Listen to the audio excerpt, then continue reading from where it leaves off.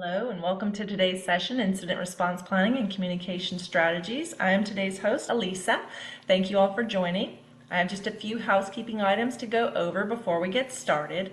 All lines have been muted to reduce background noise. If you experience any technical difficulties, please let us know by using the chat panel below.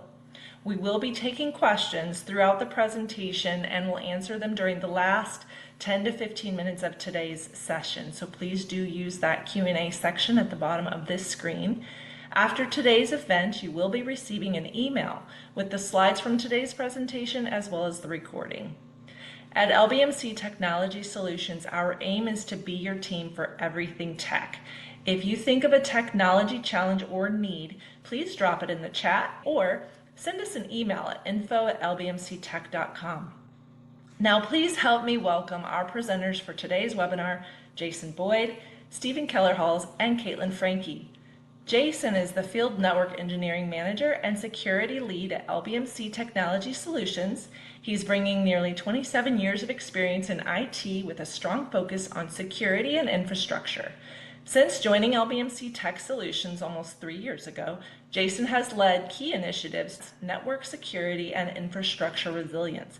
His deep technical expertise and leadership continue to support our mission to deliver secure, scalable, and innovative technology solutions to our clients. Stephen is a Senior Engagement Manager of Incident Response at our partner Arctic Wolf, where he leads investigations and recovery efforts for cybersecurity incidents. He began his career at Tetra Defense in 2020, quickly advancing to team lead before the firm joined Arctic Wolf in 2022. Since 2023, Stephen has played a key role in managing high-impact incident response engagements, ensuring coordination across clients, legal teams, and partners. Kaitlin, a sales engineer at Arctic Wolf, she partners with managed service providers to design and deliver effective cybersecurity solutions. With a background for a solutions architect and SOC threat analyst, she brings deep technical expertise to product demonstrations and strategic discussions. Kaitlin helps organizations strengthen their security posture through tailored hands-on guidance. Now, Jason, I'll turn it over to you. Hello, everyone, and thanks for attending today's webinar. Today's material is applicable to all businesses, but I'm going to emphasize something up front before I dive in. It's not uncommon for people to think that small and medium businesses are below the radar of cyber criminals. The reality is quite the opposite. Small to medium businesses are being intentionally targeted by bad actors for a number of reasons.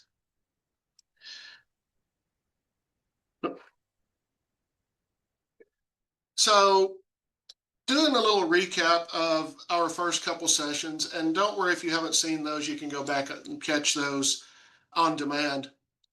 But just to emphasize how serious this problem is, in 2023, 98% of cyber insurance claims were for small to medium organizations, with an average cost of over $200,000 per incident. 46% of incidents are with businesses less than 1,000 employees. 37% of companies hit by ransomware were less than 100 employees. One of the big stats that we see published out there, 60% of small businesses go out of business within 6 months of a major data breach. This is a big issue, even down for smaller organizations. In our previous 2 sessions, we outlined the key items in our series. In session 1, Dave Roberts walked through disaster recovery plans. A DR plan provides your team a playbook for restoring services when the worst happens. In session 2, Van Still and our partner Kaseya walked us through risk assessment and data backup protocols. They discussed performing an effective risk assessment, applying standards, dealing with compliance factors, and how those may impact the strategy of your organization. Today, we're going to delve into the next topic, incident response planning and communication strategies. Cybersecurity incidents are no longer a matter of if, but when. They're going to happen. That's why every organization needs a solid incident response plan, or IRP, and a communication plan. They outline the steps we take when an incident or attack occurs. It helps us respond quickly, reducing downtime, protecting sensitive data, and minimizing the financial and reputational impact. These plans define key roles, outline communication procedures, and provide technical playbooks for handling different types of incidents, from ransomware to insider threats and everything in between. Simply put, an IRP is your roadmap to how we will respond to an active cyber event. It guides how you'll identify, contain, and remediate the threat. Your IRP works hand in hand with your communication plan, and as we touched on just a minute ago, it also integrates with your DR plan. You do need all three. When something happens, you can respond with speed, coordination, and purpose. And I want to emphasize too, this is not just an IT issue. It's a business necessity to protect the way you operate, your customers, and your brand.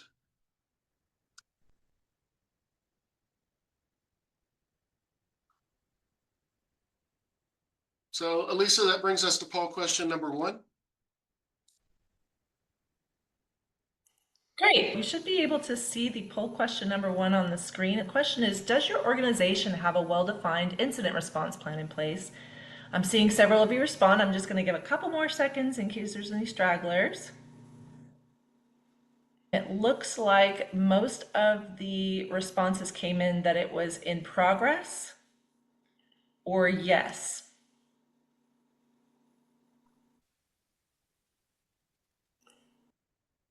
At this point, Stephen, I think you're going to walk us through the key points of the IRP. Yep, I will. Thank you very much, Jason. So we're going to talk about the most common types of incidents and the levels of severity, because every type of incident is going to be different. And then we're going to go through the types of resources that are involved. There's multiple people involved when responding to an incident, and then the preparations that you need to take for that incident response plan. We'll detail at a high level what an incident response actually looks like. Of course, one of the most important things, how can we prevent an actual incident? What are those tools so you can mitigate a threat or prevent it from being the worst case scenario? Because it ultimately is not a matter of if you will ever be targeted by a threat actor, but it's a matter of when. We can go ahead and start with the next slide for the types of incidents.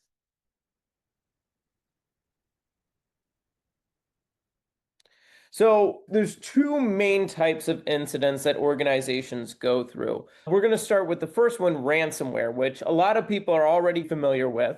Hopefully, none of you have ever had a ransomware incident, but it's only becoming more prevalent. These groups make a lot of money off of these types of incidents. And so there's three main types here. So the first one is a data exfiltration only event. This is where a threat actor gets access to your organization, whether it's your on-premise or cloud resources, whatever it is, they're able to infiltrate your network, find some critical or sensitive data within your environment, exfiltrate it, remove it from your environment, and then leave behind a ransom note threatening that, hey, if you do not pay us this amount, they are going to release this data they've stolen on the dark web. And that's that first type of extortion. The second type is an encryption-only event where threat actors get into your network. They don't take any data. However, they lock up all of your systems, trying to prevent you from operating and ultimately leaving behind a ransom note. And then they want you to communicate with them for a decryptor to unlock all your files so you can get back to operations. 5 years ago, there used to be only data exfiltration groups and encryption-only groups. Now, most of the ransomware groups, the major players, do encryption and exfiltration. The reason why is they have a higher success rate of getting paid. In these types of situations, if you have good backups, maybe we can still extort you for the sensitive data that we have taken. It's all about them trying to maximize their returns or investments in targeting your organization. So that covers ransomware, so we can move on to the next most common type of incident, which is business email compromises. I was just in Canada not too long ago, and the insurance carriers have said that business email compromises have been increasing in Canada 30% year over year. it has exploded with the amounts of compromises to people's email tenants, whether it's G Suite, Microsoft Exchange, or Office 365 in the cloud. It certainly arises to multiple layers of severity, and we're going to cover those severities right now. Starting from the top with least severe all the way down to the bottom, credential harvesting. This is where a threat actor, maybe they send a phishing email or you click on a link you shouldn't, and you put in your credentials, or this link, harvests your credentials from a web browser. In those types of situations, I highly encourage every organization that you foster a culture at your company that where if someone clicks on something or they're concerned about something, they are not chastised for reporting it to your security teams. It's incredibly important that people feel comfortable bringing up security concerns and not feeling like there will be any types of retribution.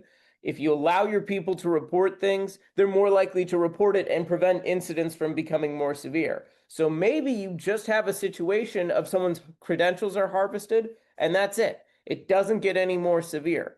However, the longer a threat actor has access to credentials they harvested, they can go to the next step and they can actually compromise the account. They can log in and they could go ahead and use that account that they compromised via phishing email and then use that email account to send out more phishing emails, increasing their web of access across multiple organizations. Additionally, more severe, and this is where some legal obligations and notifications can come in, is if the threat actor has access to an email account of a C-suite executive, HR, payroll, or your financial team. If they have access to sensitive information through that mailbox, they can also exfiltrate that data as well. And of course, depending on your industry, your state legal obligations here, you may have to notify, you may have to conduct an investigation, you may have to do X, Y, Z. And so when it comes to a legal perspective, that's going to be the most concerning part, is if they access or exfiltrate sensitive data.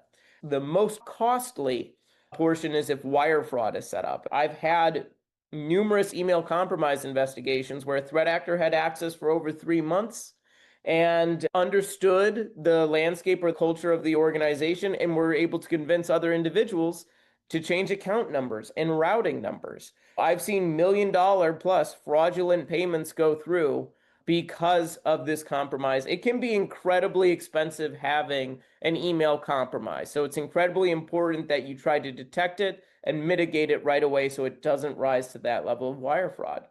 How effective is your organization's communication strategy during a cybersecurity incident? I'm going to give folks just a few seconds to respond before sharing the results.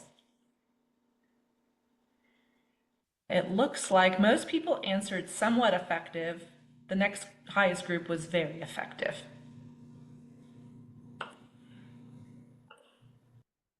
All right, and that is actually a good segue because we'll be talking about communications and the teams that respond. That communication is going to be critical in these types of situations.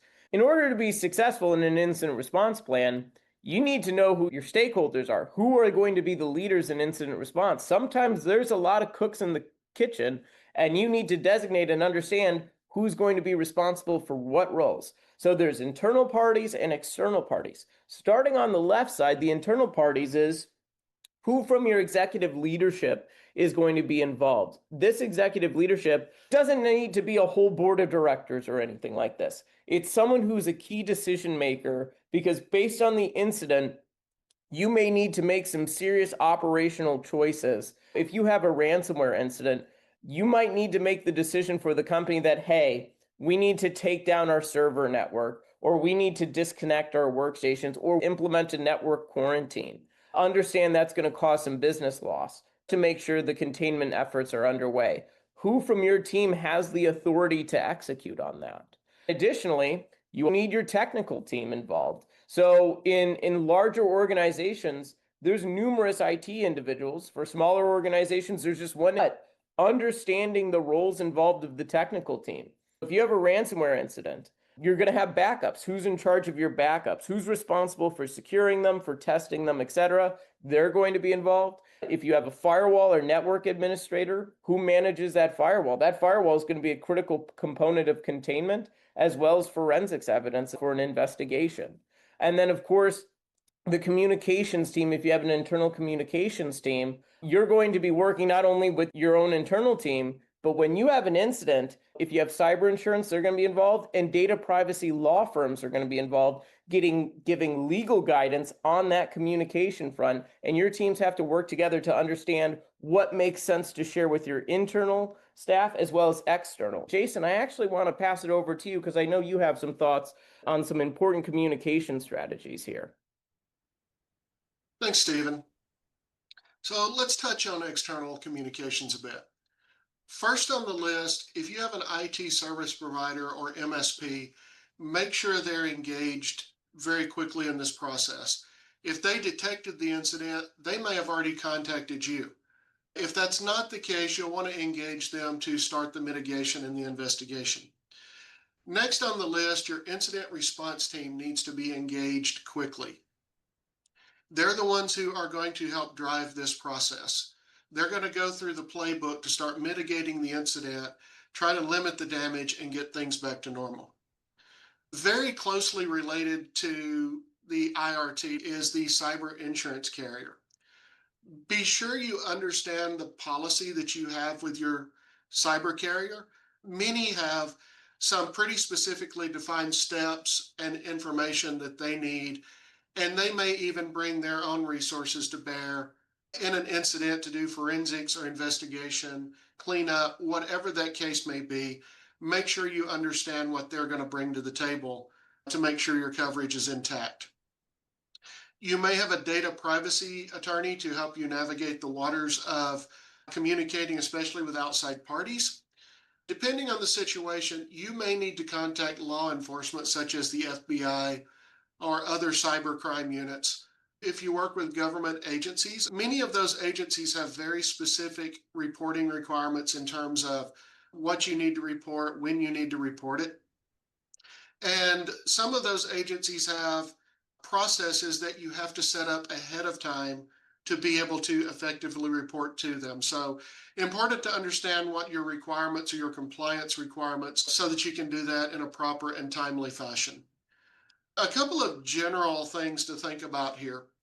The first time you activate your communication plan should not be the first time your team has walked through it.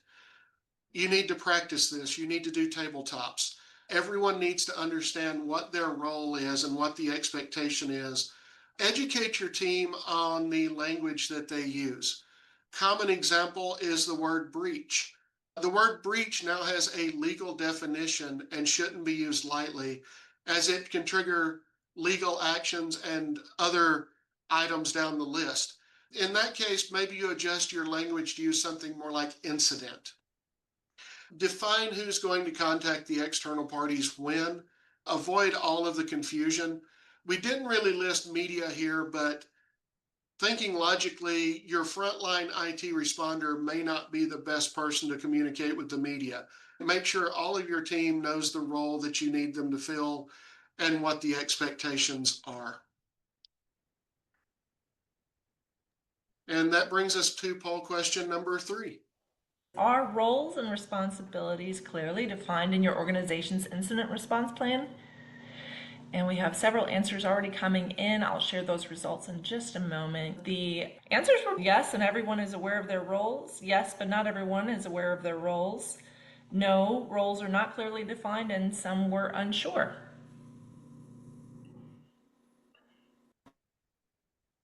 Great. With that, Stephen, I will hand it back to you to continue down the IRT path.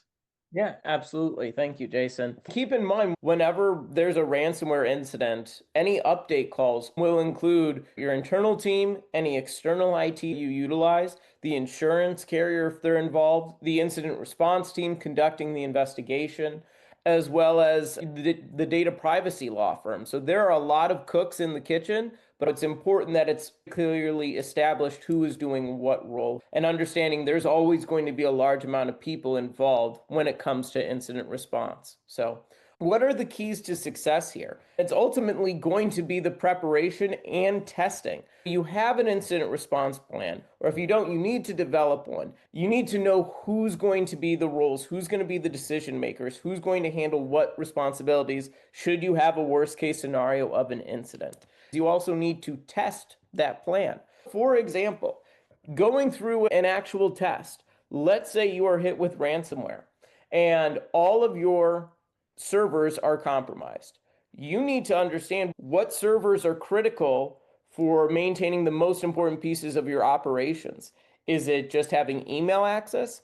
Is it your manufacturing servers? Is it some type of ERP system? And then knowing which servers are involved to restore that functionality. Another part of the test, which is why testing is so important, is have you actually tested restoring from your backups? There's an old saying that if you don't test your backups, you don't have good backups. I can't tell you the amount of times I've come across situations where organizations tell us on a scoping call, yeah, we have backups, they run weekly, only to find out they've never tested them. And when they go to take a look, actually there was a synchronization issue and our backups haven't been running for the past 6 months. You need to test your backups. How long does it take restoring from your backups? If you had to restore all your servers, does it take 5 hours? Does it take 2 weeks?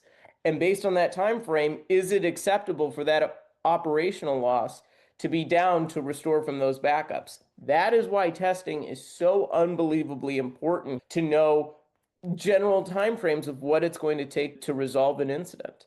Familiarize yourself with your insurance policy. If you have an incident, do you have the phone number ready? Do you know who your claims adjuster is going to be? Do you know how to report that claim? When you have an incident, time is of the essence. An important piece is the containment efforts to make sure if you have a ransomware incident that you contain the spread of the encryption and it can't get any worse. Understand who your contacts are for your external parties so that you can respond a lot quicker. And so that's everything on this. We can move on to the next one. I think just for a visualization process, it makes more sense than just having everything listed out here. So if you ever have an incident, you're going to be contacting your IT partners if you have one like LBMC, your incident response teams you have on retainer like Arctic Wolf, your insurance carrier if you have one. You're going to be contacting them right away. And what we're all going to tell you is we need to get on a scoping call to understand the nature of the incident. Every incident can be different. There's multiple types of incidents and differing levels of severity. So we all need to get on a call. And then while we're on that call, we're going to give you some recommendations on the containment efforts that you need to take. There might be several levels of severity where you need to implement a network quarantine, get on your firewall, do XYZ, or you need to isolate your backups so your backups don't get compromised. So we're going to give you some immediate recommendations on the containment efforts because paperwork has to get signed before everyone's engaged, but the containment cannot wait. You guys need to start the containment right away. So we go from the scoping call and containment, we're fully engaged. And what you'll see is multiple items are running in parallel here. Number one is if your EDR tooling or antivirus failed to protect you from an incident, then it's a matter of the IR team that's engaged. They're going to deploy an EDR tool right away to help protect your organization and have it monitored 24/7. There can still be, after an incident, malicious persistence within the environment, even if you kick the threat actor out. Someone needs to be watching your systems. While you're protecting your currently online systems, you're also restoring from an incident. Do you need to bring up new domain controllers or restore from your backups? You're restoring, you're recovering the systems that were impacted at the same time. In parallel, we're collecting forensics evidence for the investigation too. The investigation is involved to answer how did the threat actor get in? What did the threat actor do while they were in? Did they leave anything malicious behind? And did they take anything from your organization? All of those are important factors that we're going to be collecting the evidence as well while you're restoring, while we're monitoring the environment. And then finally, threat actor communications. If this is ransomware, a ransom note was left behind. There's a lot of reasons to talk to a threat actor. Hopefully, you wouldn't have to talk to them because you need a decryptor if your backups aren't viable, because that can be really expensive, but that would be one reason to talk to a threat actor. Another reason is most threat actors will provide, without having to pay them, a file listing of what they claim to have taken from your organization. Knowing what data is at stake, what the threat actor is claiming they have, did they take anything sensitive, or is this just pamphlets and PR documents? Those are important things to know. At the end of an investigation is the forensics component where we deliver final findings or the entire timeline of the incident. That is the last piece because it takes the longest time as part of the incident response, answering all the questions of what happened. And then, of course, throughout the findings, we're going to continue to monitor and protect your organization so you emerge stronger, more resilient after an incident. I always end every final call we have with an organization after they suffered an incident with a few things. I discussed emerging stronger on the last slide. In incident response, I never want to have a repeat client. In those types of situations, if I'm seeing you again, lightning struck twice. That really sucks. And ultimately, I have had a single organization have lightning strike 3 times in 10 months. Had that happened, and in each situation, we gave them specific recommendations for how to remediate and secure yourselves, and they did not do anything, and a different threat actor came in to attack them. It's unfortunately incredibly expensive, not only from the business law side, but also if you need to pay a threat actor for a decryptor or getting organizations engaged or any types of public relations or credit monitoring, it can be incredibly expensive. So the worst thing you can do is think that it'll never happen again. When recommendations are given, you need to follow them because threat actors are always going to be knocking on your door. If the door is unlocked, don't be surprised when someone busts in. Please look at ways to improve your security posture. So now I want to talk about some best practices. I phrase it in terms of the gate, the bouncer, and the doctor. Every organization has a front gate. What's your front gate? It's going to be your firewall. It's going to be your VPN, your email access that's externally facing. It's going to be any FTP servers, web servers, anything you have exposed to the public is an attack vector for a threat actor for them to get into your environment and do damage. So you need a strong front gate. What does that mean? It means you really should, and it really has become standard. I cannot stress this enough. Having multi-factor authentication on your VPN and your email.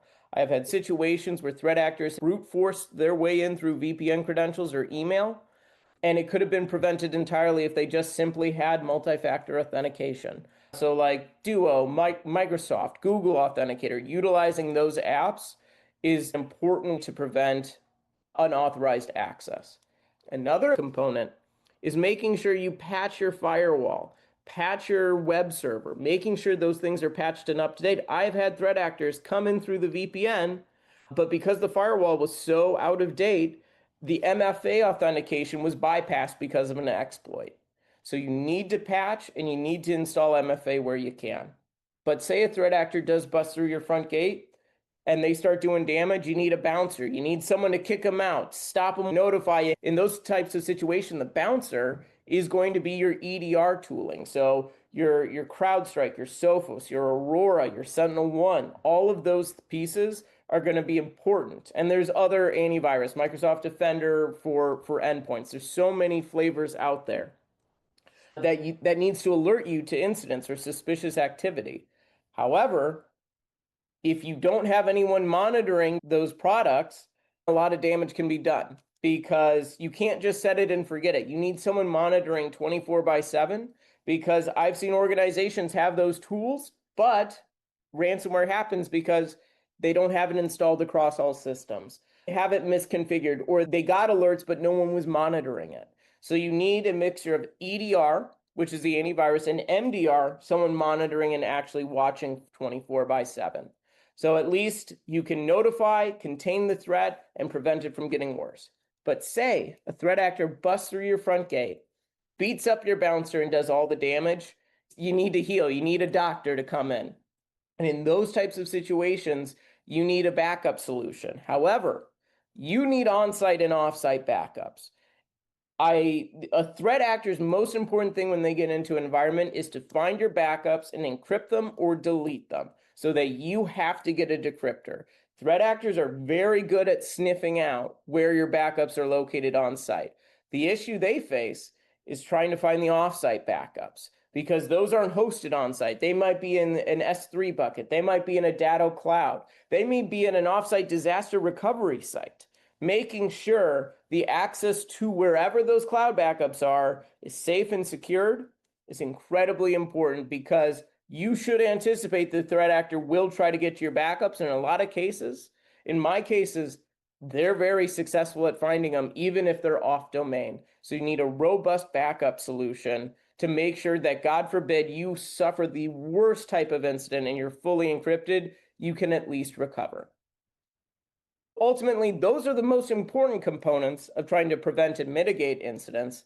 And then there's other types of security solutions you can utilize as well. Any types of external vulnerability scanning. That is a situation where maybe you have a misconfiguration on the firewall and you have a remote desktop gateway externally exposed to the whole world.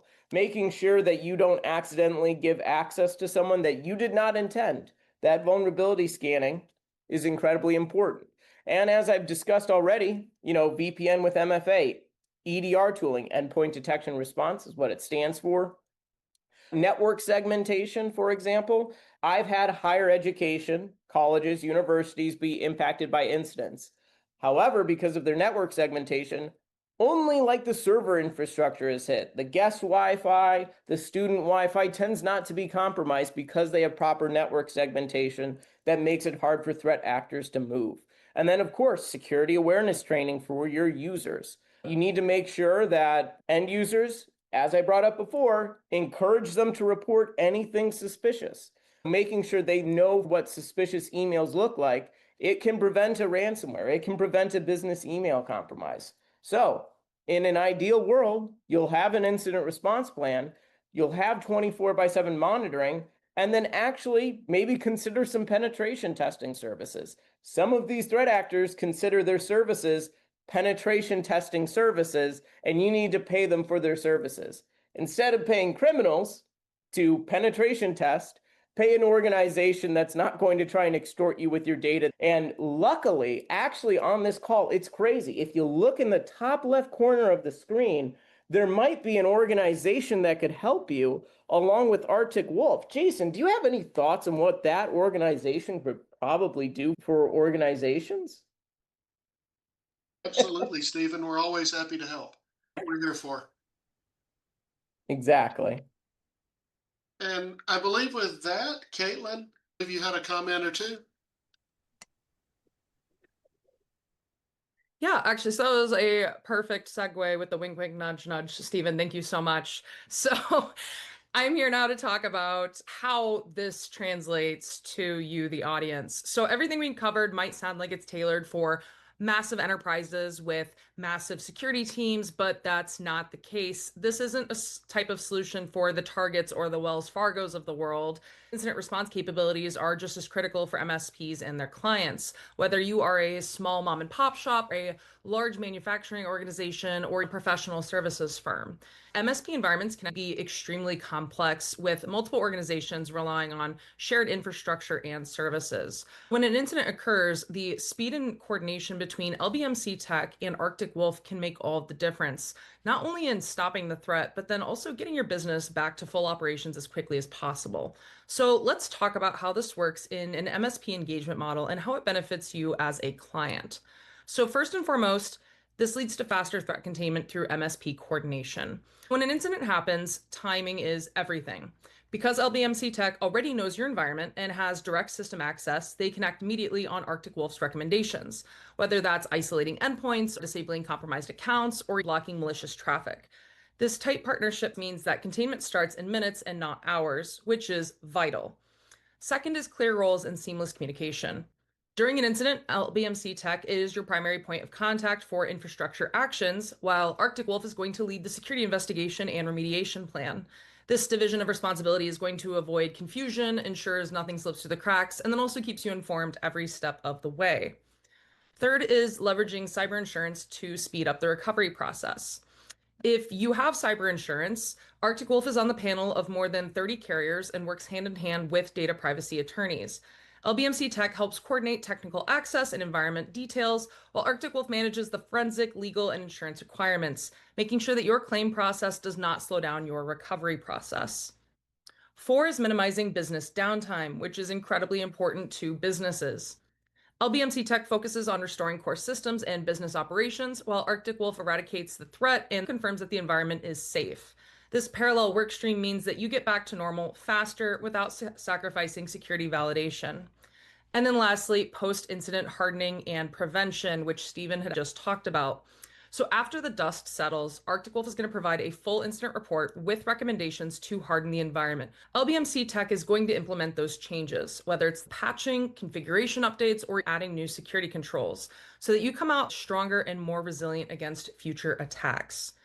At the end of the day, we all know that cyber incidents will happen. But with LBMC Tech and Arctic Wolf working together, you are always going to have a plan, a team, and a path forward. That is not just incident response, it's also peace of mind. I'll hand it back to you, Elisa.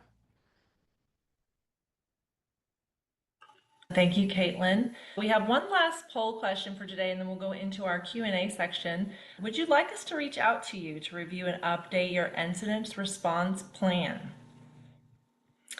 Giving just a few more seconds for folks to respond before we end the poll.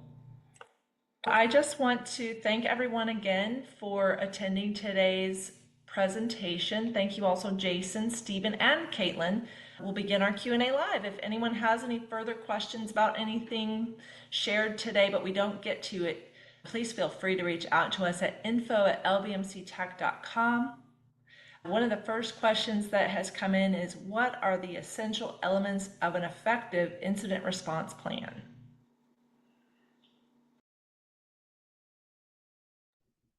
Yeah, so one of the most important things is testing it, making sure that you actually have the right people involved. When you're testing it, not only are you testing your security posture, your backups, you have to test your own people, making sure that they can handle the pressure. Some people cannot. I've had a wide range of organizations that just can't handle certain levels of stress that comes with incident response. This can be the most stressful times in people's professional careers because organizations' security and long-term viability are at stake here. So knowing that you have people that you trust to handle it is incredibly important. So test it.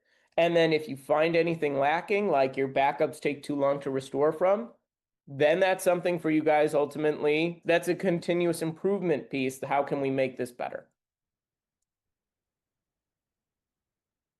All right, thank you, Stephen. We do have another question that came in. The question is, how do LBMC Tech and Arctic Wolf work together during a major security incident? I believe that one might be for Kaitlin. Yeah, great question. When an incident does occur, LBMC Tech is going to be your first line of that coordination. They already know your environment, they already know your critical systems and your priorities. So they do have that advantage already. Arctic Wolf is going to work alongside them as your specialized security team. So while LBMC Tech is going to ensure your infrastructure and business continuity needs are addressed, we're going to focus on that threat containment, the investigation, and the eradication side of it. It's essentially a really coordinated effort. LBMC is going to keep your business running, and we're going to make sure that that threat is gone for good. Thank you, Kaitlin. I think we have time for a couple more questions. How can organizations ensure clear and effective communication during a cybersecurity incident?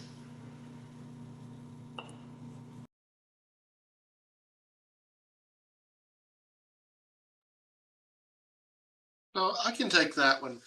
It really comes down to having a plan, practice that plan, and follow that plan.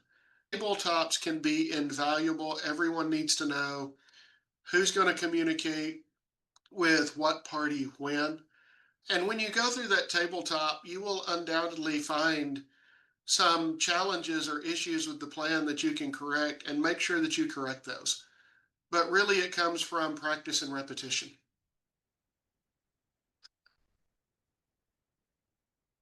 Okay, appreciate that, Jason. Another question here, looks like it could be more geared toward Kaitlin or maybe Stephen. How does having a managed service provider involved change the speed of effectiveness of incident response? Let me repeat that. How does having a managed service provider involved change the speed of effectiveness of incident response? I'm sure Stephen and I can tag team that one. Having an MSP in the loop is going to accelerate that response time significantly. They already have admin level access to your environment. They already know your systems in and out. They have that established trust with you. So there's no delay in getting those changes made that need to be made. This means that we can focus on identifying and containing that threat while LBMC Tech can implement the remediations immediately. And we've worked with so many different types of MSPs, and they're not all made equal. But with LBMC, you have someone that understands your backups or your firewalls and can quickly make those changes, whether it's a network quarantine, starting the restore from backup, or understanding when we're going through forensics evidence and we're like, hey, we need someone to identify, does this IP address come from this subnet? Having LBMC as an MSP, they can quickly establish, oh, that's from the VPN subnet, or that's the guest Wi-Fi. So tracking down lateral movement as well, they help us from the forensics perspective. And an MSP makes a difference between, restoring from backups taking a few days to 2 to 3 weeks. In those types of situations, having an MSP that fully understands your environment helps restore you a lot quicker because they already have that knowledge and can help the IR team respond and remediate right away. Excellent. Thank you, Stephen and Kaitlin. I'm going to take another question here. Can you provide tips for assigning roles and responsibilities in an incident response plan? Can you provide tips for assigning roles and responsibilities in an incident response plan? Yep, absolutely. In these types of situations, I brought up before that are these trusted individuals that can handle stress. It's also important to consider not only the trust to handle the stress, but the trust to, for right now, while you're investigating, not be someone who spreads gossip or rumors, understanding that gossip can spread like wildfire and wild speculation can come out. So making sure it is trusted people of character and stress levels handling is incredibly important. Sometimes the C-suite executive team is not involved as part of the incident response. Sometimes it's an IT manager because some C-suite executives are lacking in technical knowledge that can slow down the process. So it's always going to depend on the organization, but having technical foundation components is incredibly important when discussing an incident response. I've seen some executives that don't understand what a VPN is. While it's important they're consulted for what's needed for business criticality, sometimes it's a smaller group. Every single person that's going to be involved should have some good technical foundations and is responsible for a critical part of the organization that, again, can handle the stress, can be trusted as well with sensitive information. If there's a data exfiltration incident, there could be sensitive data at stake. And until we have all the facts and figures and are ready to disclose that, it also needs to be contained within that smaller group so we don't have the speculation issue happen. Stephen, thank you, Stephen.